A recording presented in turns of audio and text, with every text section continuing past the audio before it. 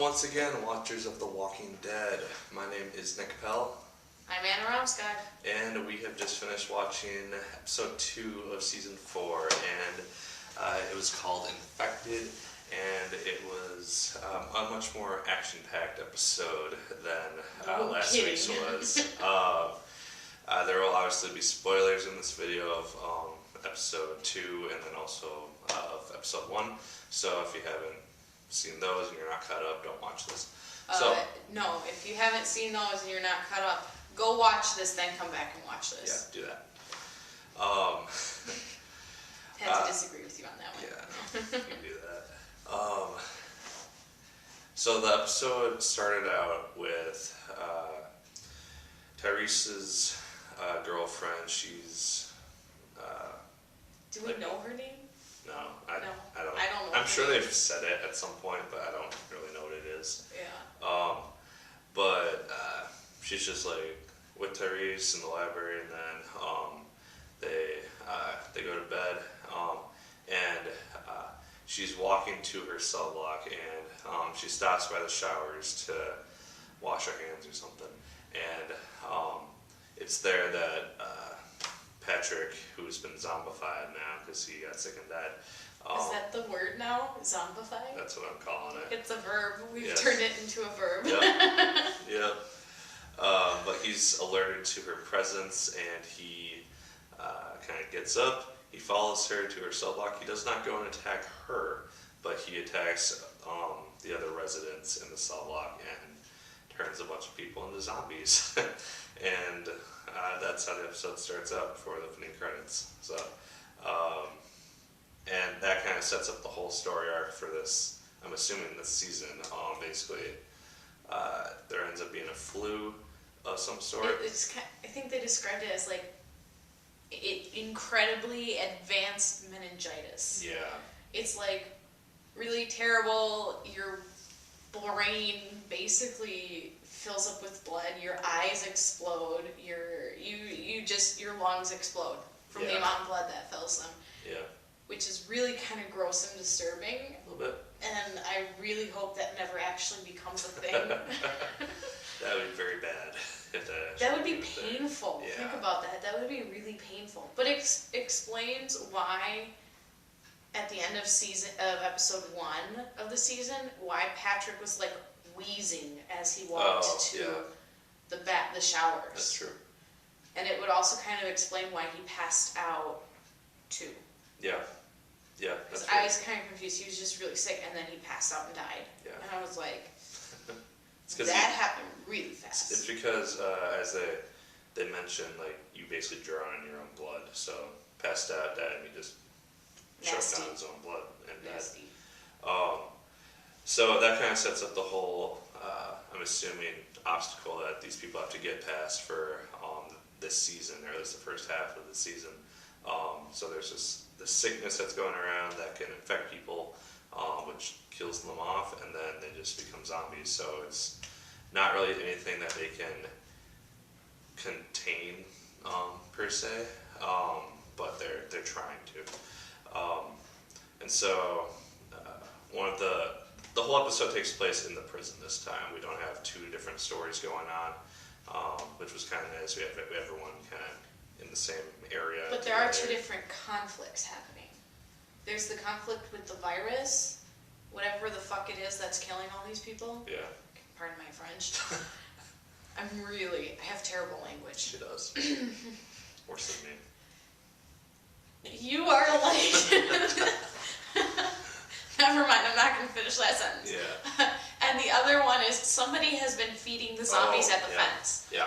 They've been feeding them rats. Yeah, the very first scene in this episode is we see some unidentified person. We see a flashlight feeding the zombies a rat, basically. Yeah.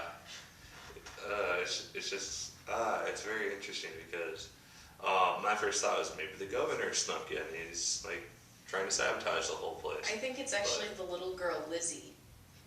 Because remember, she has this thing about the zombies. She keeps naming them and like kind of making them like pets. That's possible. So I think it might be her. I think it might turn out that there's actually something psychologically wrong with her. Oh, I can see that. I can easily see that, especially since, spoiler, her dad died in this episode. Yeah. And she tried to kill him so that he wouldn't, I don't know, can you call it killing because he's already dead? She tried to make sure he wouldn't come back as a zombie. I don't know what you call that exactly. Put them out of their misery? Yeah, let's go with that. Okay, she tried to put him out of his misery but couldn't do it. Like, had a complete meltdown. It seemed like she almost had asthma in a sense because her sister was saying like count like 1, 2, count your breaths, yeah. Yeah. So, I don't know what's going to happen with that, but it was like kind of disturbing. Yeah, and I was really happy that they like the huge battle in the cell block happened like within the first 10 minutes of the episode. They didn't just save it for like the last half. Oh God, yes. And then discover it and be like, oh my god. So they had that right away as this big battle. There was zombies everywhere. And then we had the main group fighting them off, and they obviously succeeded. No main people died. A lot of like stand-ins and fill-in characters got killed, but no one of immense significance, which was good. Yeah. It ends with like a new conflict though, because because there's this virus going through the prison, they decide to separate everyone who's been exposed to it into a different part of the prison, and it's like a bunch of random places. Like they're in the tombs, they're in cell block A, which I think they mentioned is death row. Yeah. Which is, the irony of that does not escape me. And then they also kill all the pigs, because one of the pigs in the first episode died, and so they think the pigs might have been infected and could have infected Patrick, who was the zombie. Yep. The first zombie. Yep. So they separate everyone out, and then Tyrese goes down to the tombs to visit his girlfriend, who has been coughing and has been exposed. And he goes down and finds this trail of blood, like a lot of blood. Yeah. But then again, this show is very unrealistic about the amount of blood that you will come out of your body if you get cut or bitten. Yeah. Leading from her cell out the back door into the yard, and there are 2 smoking, charred corpses. Mm-hmm. And one is her, and the other's the other person they put down there. Oh shit, don't you dare even think about it. Put down there. Get the matches. I just have a cold, and it sucks. So it starts. No. So it starts and she's choking It up blood. starts as meningitis. And then she starts choking up blood. And No, I'm not turning into a zombie. We'll see. I might come finals week, but not right now. That's the whole campus. When I know, you better bring your machete. yeah. I'll grab it from home. Seriously? That actually been kind of badass. But the other like main tension-filled part of the episode was when we have zombies like almost breaking down the fence of the prison. And there's just a horde of them just almost breaking down the fence. I was just watching that, and all I could think is, oh shit! Oh shit! Yeah. No! Yeah, I thought that's... I thought the fence was gonna come down. Yeah, I did too. And it seemed like they ignored it for a while too. I think just because they're used to having a fair amount of zombies like on the fence, but then they always have people taking them down. Yeah. Listening yeah, because earlier when Carl's like, we gotta get more people on the fence. Yeah. It was leaning in then at that point. Yeah, So, but it wasn't as like severe. Yeah, severe as it was at that point. And so we have the whole main cast for the most part taking out zombies. Rick has the bright idea to take his truck outside where the zombies are and basically sacrifice the pigs in order to get the zombies away from the fence, and he succeeds in this. Which is a really terrible scene, because if you've never heard a pig scream, it's terrifying and very, very sad. Yeah. It's awful because they do scream. One thing in that scene which kind of intrigues me is the last pig that Rick slices, he gets a bit of blood on his face, and when I saw that, I kind of thought, okay, maybe Rick's gonna get infected. He'll survive most likely, but he'll he'll get the disease just from that pig. Like if that pig was infected with the flu virus or whatever is going around, and then Rick gets it in his mouth or his eyes or whatever, he could. Or inhales it. Or inhales it. Yeah. I don't know. I just saw that. I'm like, maybe they'll set that up for something, but I don't know. But the promo for the next episode looks really good. yeah. It looks really good. Yeah. Is there anything else? Oh, Carl and Carol's little interactions that they had were also quite interesting because it kind of tied back to last week's episode where Carl saw her teaching kids how to defend themselves with knives, and she kind of brought that up when they were alone together, and explained why she's doing it, and which she did last episode, I think, too. she did it briefly. I think Yeah. she went into more detail this week. She did that. She asked Carl not to tell his dad about it, and Which he does. yeah, he does. Tell He ends his up, dad. which kind of surprised me because I wasn't really expecting him to actually do that.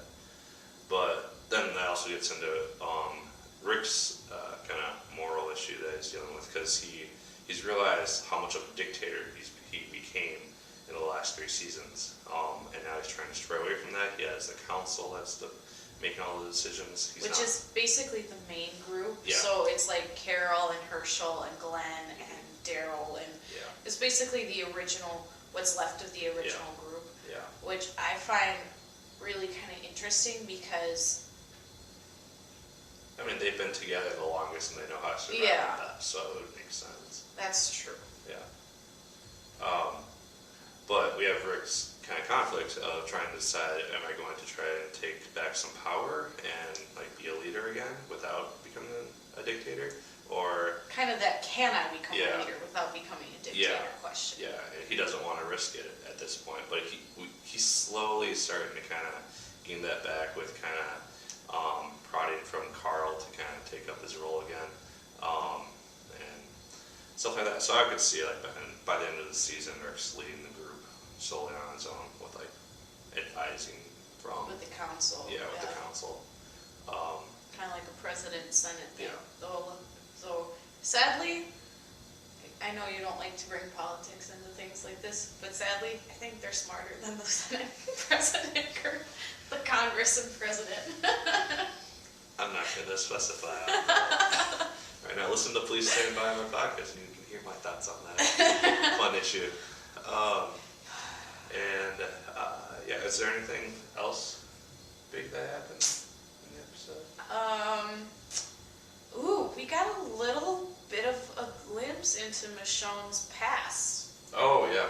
Not like a flashback, but she ends up having to, so, as babies often do, Judith, Rick's infant daughter, spit up on, oh crap, her name is escaping me.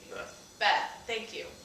On Beth, and Beth is like trying to get Michonne to take the baby so she can go change her shirt, and Michonne doesn't want to do it, and finally Michonne takes the baby, and Beth goes and changes her shirt, and Michonne just kind of sits there and cries with the baby, and so you kind of get this feeling that she might have lost a child, especially because they sort of foreshadowed it with Beth and Michonne having a discussion of people who've lost things, like Beth's talking about how women who've lost husbands are called widows, and men who've lost wives are called widowers, but what do you call somebody who's lost a child? Yeah. And so then they kind of foreshadow that. So I'm hoping that we actually get like a little more backstory on Michonne, whether it's just like an all-out confession or more glimpses like that, because she's kind of one of the more puzzling characters. And I think Just trying to think of the as she's becoming not as isolated from the group, like last season she was being introduced and no one trusted her, and she was kind of on her own, a loner. Now she's integrated into the group, she's being more friendly, she's developing relationships with people. She's building community. Yeah, and so I think that we will get to see more insight into her past. And I want to say even in the comics, there is like a bit about her past in there, and I want to say that is part of it, her loss of a child. So, there's so many things from the comics I want to bring up, but it's just too spoiler-esque right now. You're just gonna have to do a series all on the comics. Well, I have comparison to the show. reviews of like all the current like hardcover books out. No, but you have to do it in comparison to the shows. You have to do a comparison series. Well, yeah, maybe after this season I'll do that. Okay, but that is our review of episode 2 of season 4 of The Walking Dead. It's excellent. Infected. Go watch it now. If Yeah. you just watch this and you're full of spoilers, you have to go watch it, especially because we probably didn't do it justice. Probably not. It's wonderful. Yeah. And all its bloody goriness. It was quite good. This season is actually really surprising me because I think, like I mentioned in the last episode of this, I was a little iffy on this season because they're straying from the comics so much. But it's keeping me intrigued, and I'm happy about that. And as long as they end the prison the right way, I'll be fine with it. So, that is. Oh, do you have any last words? Right way as in your way, or right way as in the comic way? Comic way. Comic way and my right way are the same. Are you sure? Yeah. I don't believe you, but okay, that's it. Like, favorite, comment, and subscribe if you so choose. I'd appreciate it immensely. Make sure to subscribe so you can get the next video right away and my other reviews and stuff, because that'd be good. And so, as always, my name is Nick Pell. I'm Anna Romskog. And as always, my good people, keep on watching.